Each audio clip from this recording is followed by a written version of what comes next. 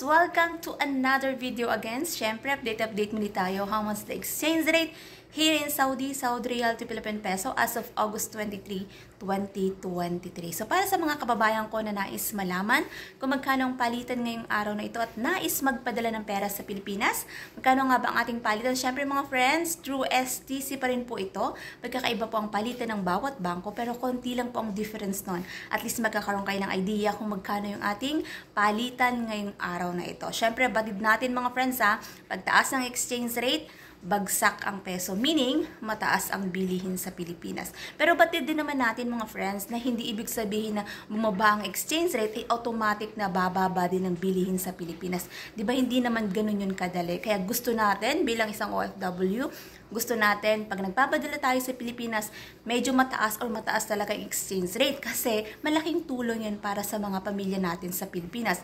Lalo ngayon na malapit ng pasukan. So, kailangan nila ng mga gamit sa eskwela. Syempre, kailangan ng pera. So, gusto natin mataas ang exchange rate. So, magkano nga ba ang ating exchange rate ngayong araw na ito as of August 23, 2023? Papakita ko sa inyo mga friends kung magkano ang ating palitan ngayong araw na ito.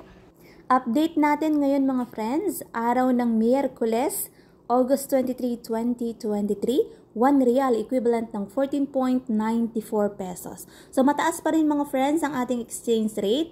Again, sa STC po ito. And pag nagpapadala tayo ng pera sa Pilipinas, meron tayong binabayaran na transfer fee at meron din yung VAT. So sa mga kababayan ko na narito sa bansang Saudi na nais magpadala ng pera sa Pilipinas, yan po ang ating update today as of August 23, 2023. 1 real equivalent ng 14.94 pesos. And syempre lagi na pa rin natin tandaan mga friends na matuto tayong magtipid, mag-ipon at matuto rin tayong mag-invest dahil nga batid natin na mahirap ang buhay dito sa ibang bansa, mahirap kumita, pero kailangan nating magtiyaga dahil nga mahirap ang buhay sa Pilipinas kung wala ka din ng mga nagkakakitaan doon. So tayo na malakas pa ang katawan at kumikita dito sa ibang bansa, matuto tayong magtipid, mag-ipon at matuto rin tayong mag-invest para sa ating future at para na rin sa ating mga pamilya, sa ating mga anak sa Pilipinas. So that's it for today's video mga friends. Sana nakatulong tong video ito, especially para sa mga kababayan ko na nais magpadala ng pera sa Pilipinas.